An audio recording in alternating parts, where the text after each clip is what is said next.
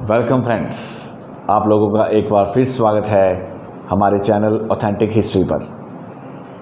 मैं आज आपके सामने पानीपत की दूसरी लड़ाई जो कि 5 नवंबर 1556 में हुई थी, उसके बारे में आपके सामने कुछ विवरण लेकर आ रहा हूँ। ऑथेंटिक एक तरह से आपके सामने हिस्ट्री पेश करने की कोशिश कर रहा हूँ।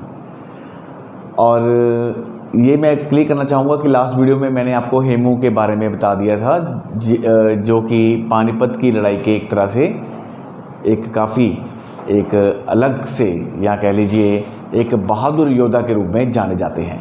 जी हाँ, हेमू यानी कि हेमराज, इन्होंने 1555 में तारगी बेग को हराने के बाद विक्रमादित्य की उपाधि धारण की। और जब बंदा उपाधि धारण कर लेता है कोई भी पर्सन, तो उसके बाद वो एक तरह से आगे बढ़ता ही जाता है। तो वही हुआ, हेमू आगे तक बढ़ रहे हैं, दिल्ली से बयाना तक, यानी कि वो आगे का उनका सफ़र चल रहा है।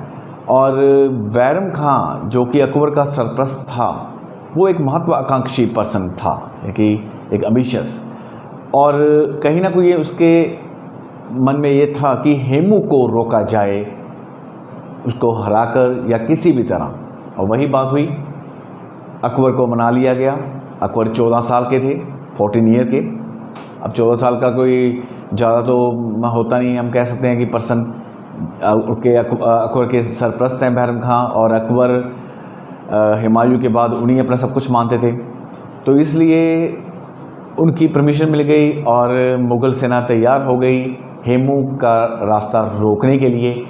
और 25 अक्टूबर 1556 में सरहिंद पंजाब में, जी हाँ, पंजाब के जो सरहिंद इलाका है वहाँ पर मुग़ल सेना पहुँच गई।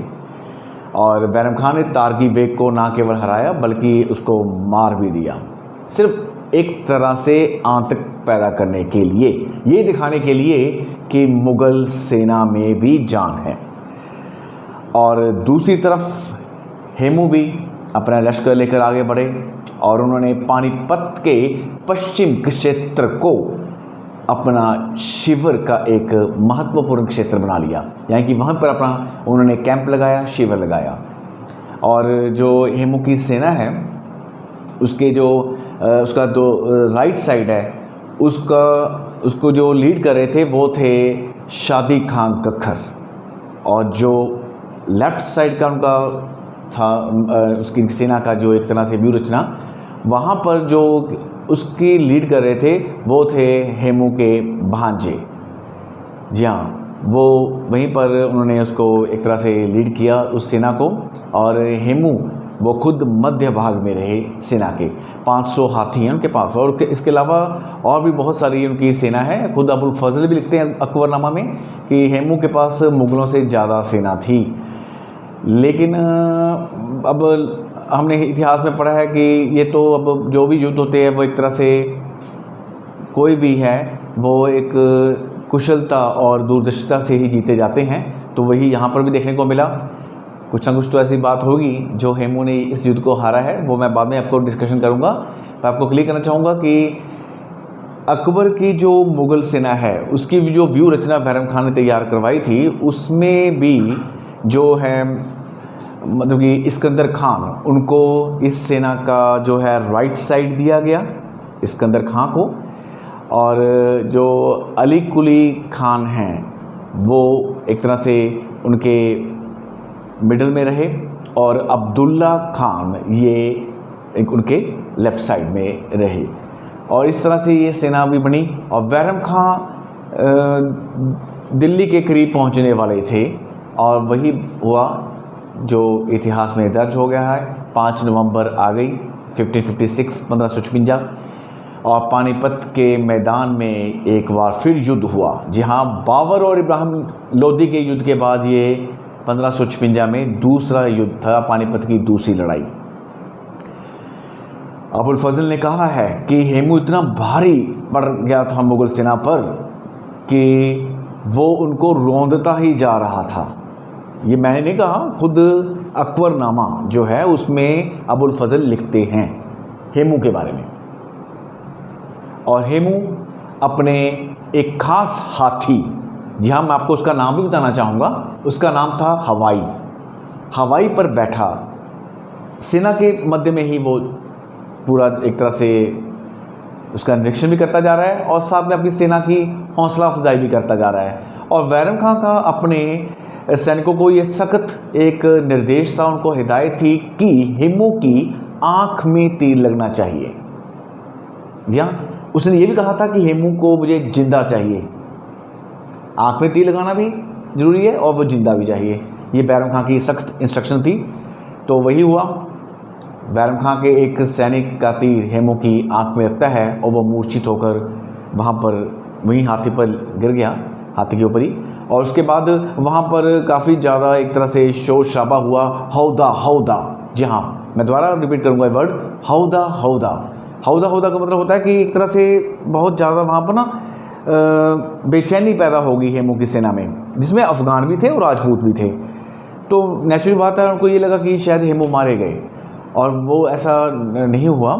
उसके बाद क्योंकि महाबत वो है, वो हेमू को लेकर कहीं और चला गया, और जो अली कुली खां थे वो उसका पीछा करते हुए वो वहाँ तक गए शहाबुद्दीन के साथ। महाबत को डराया गया और उसने हेमू को उनके सुपुर्द कर दिया। अब आँख में लगी हुई तीर, ये कह लीजिए कि आँख निकल चुकी है उनकी, उस हेमू को जो कि एक वाकई वीर योद्धा था। मैं एक आपको क्लियर करना चाहूँगा कि हेमू वीर योद्धा था। जी हाँ, ये सभी एक तरह से हिस्टोरियंस कहते हैं। और उनको लेकर अकबर के सामने पेश किया गया, और अकबर के सामने जब पेश किया जाता है तो बैरम खां का आदेश था अकबर को कि इसका सिर धड़ से अलग कीजिए।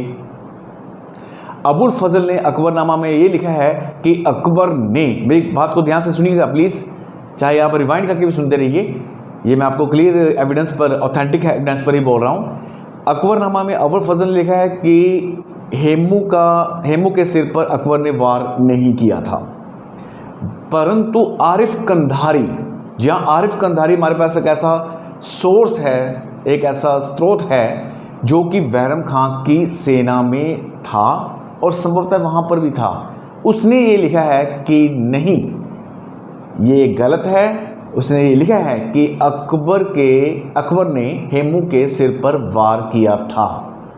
यस, आरिफ कंधारी के मुताबिक अकबर ने हेमू के सिर पर वार किया था। और इसी बात को ब्रिग्स ने अपनी book history of the rise of the Mohammedan powers in India till 1612 AD में भी लिखा है दोस्तों, ब्रिग्स ने, BRIGS। और इसी तरह अहमद यादगार भी यही कहते हैं, फरिश्ता भी यही कहते हैं, और डच राइटर जो हैं ड्रेम्बो के, वो भी यही कहते हैं कि अकबर ने हेमू के सिर पर वार किया था।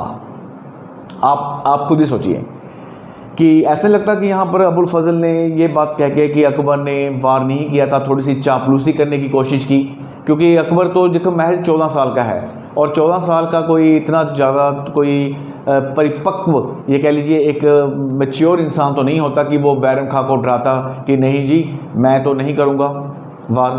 अब वो तो वैसे भी सरप्रस्त है बैरम खां उनके तो। और सबसे बड़ी बात ये भी है कि मुग़ल सेना के ऊपर अब एक प्रभाव पैदा करने के लिए बैरम खां का भी ये एक ज़रूरी कदम था। और दूसरी बात एक और सुनिए कि अकबर ने गाज़ी की उपाधि भी ली। जी हाँ, अकबर ने गाज़ी की उपाधि ली। अकबर ने, मैं ये कह रहा हूँ कि सिर्फ उन्होंने वार किया था, लेकिन सिर धड़ से अलग किया बैरम खां ने। बैरम खां ने सिर धड़ से अलग कर दिया हेमू का, और उस जो सिर है मतलब कि उसको काबुल भेज दिया गया, राइट, और जो उसका शरीर है वो दिल्ली में लटका दिया गया। मुग़ल सैनिकों ने भी उस पर काफ़ी वार किए। वैसे ये उनको शोभा नहीं देता था, लेकिन ऐसा हुआ है। और ये मैं तो आपको क्लियर करना चाहूँगा कि अकबर के जो खास दोस्त अबुल फजल ने अकबरनामा में भी ये लिखा हुआ है कि हेमू एक उच्च आत्मक और एक वाकई एक बहादुर सेना नायक था। और आगे देखिए, हेमू का बुरी तरह से अंत होना, अकबर द्वारा गाज़ी की उपाधि धारण करना, और वही गाजी की उपाधि उसकी एंड तक भी चलती रही है, राइट। लेकिन हेमू फिनिश हो गए, मैं मानता हूँ पानीपत की लड़ाई खत्म हो गई, तो उसके बाद क्या? उसके बाद बड़ा दर्दनाक हुआ। ये आपको यहाँ पर मैं 1 मिनट में क्लियर करना चाहूँगा। वो ये हुआ कि बैरम खां को अभी भी यहाँ पर चैन नहीं आया और इस शख्स ने पीर मोहम्मद को भेजा हेमू के परिवार को पकड़ने के लिए, और उनके हाथ में उनके परिवार लगा और जो उनके 80 वर्षीय पिताजी थे हेमू के, उनको पेश किया गया और उसको बोला गया, पीर मोहम्मद ने कहा कि इस्लाम धारण करो। पता है उस 80 वर्षीय व्यक्ति ने, जो हेमू के पिता थे, उन्होंने क्या बोला? वो कहते कि मैंने इतने सालों तक अपने उस भगवान की पूजा की है, जहाँ हिंदू धर्म के भगवान की पूजा की है, तो अब मैं इस उम्र में जाके इस्लाम धर्म को स्वीकार करूं, और वो भी मौत के भय से कि तुम मुझे मार दोगे? बिल्कुल भी नहीं। वाकई कमाल कर दी उस हेमू के फादर ने भी, और उनका भी बेरहमी से कत्ल कर दिया गया। उसके बाद हेमू की पत्नी का पीछा किया गया, लेकिन वो पलायन कर गई। लेकिन उनके पास जो भी अपने एक तरह से कह लीजिए गहने जवाहरात जो भी थे, वो सभी वो छोड़ गई, और मुग़लों के हाथों में ये काफ़ी उनकी अपार धन संपत्ति उनके हाथों में लगी। ये मुतकव उल तवारिख में बदायूनी ने भी कहा है कि हेमू बहुत ही रिच था, अमीर था, और उसकी संपत्ति मुग़लों के हाथ में लगी। तो इस तरह से एक ख़ास योद्धा, एक वीर योद्धा हेमू का अंत हुआ पानीपत की दूसरी लड़ाई में, और इतिहास बदल कर रह गया। मैं आज आपको क्लियर कर दूँ कि अगर हेमू जिंदा रह जाता और पानीपत की लड़ाई में अकबर या बैरम खां की सेना हार जाती, तो इतिहास कुछ और ही होना था। जी हाँ, ये मत सोचिएगा कि किसी ने अकबर को टक्कर नहीं दी। हेमू, महाराणा प्रताप और ऐसे बहुत से कई पर्सन हैं, इवन यहाँ तक कि वुमेन्स में रानी दुर्गावती को, चांद बीबी को कौन भूल सकता है, जिन्होंने अकबर को चुनौती दी थी। चलो कोई बात नहीं, नेक्स्ट वीडियो में हम और भी लेके आएंगे। देखिए, किसी भी मुगल बादशाह के जब V.S. स्मिथ जैसे पर्सन कहते हैं कि वो ग्रेट थे, तो मैं मानता हूँ कि उनको ग्रेटनेस नज़र आई होगी, लेकिन कहीं ना कहीं हर एक में कोई ना कोई कमी तो होती है। तो वो ऑथेंटिक हिस्ट्री चैनल पर मैं ये नहीं कि अकबर की कमियां ही निकालूंगा, लेकिन जो है एक सच्चाई वो भी आपके सामने लानी ज़रूरी है। हम सिर्फ अबुल फजल के ऊपर ही डिपेंड नहीं रह सकते, हमें और सोर्सेज भी देखने पड़ेंगे। हाँ, पर ये क्लियर है कि सबसे बड़ा सोर्स अकबर के लिए वो अकबरनामा और आईन अकबर ही है। तो नेक्स्ट वीडियो में फिर आएंगे। हाँ, ये मेरा चैनल प्लीज़ सब्सक्राइब कीजिए और ज़रूर शेयर कीजिए, और अगर कमी है तो मुझे बताइए, मैं उसको सुधार के आपके पास फिर दोबारा लेकर आऊँगा। तब तक के लिए शुभकामनाएँ। Thank you so much.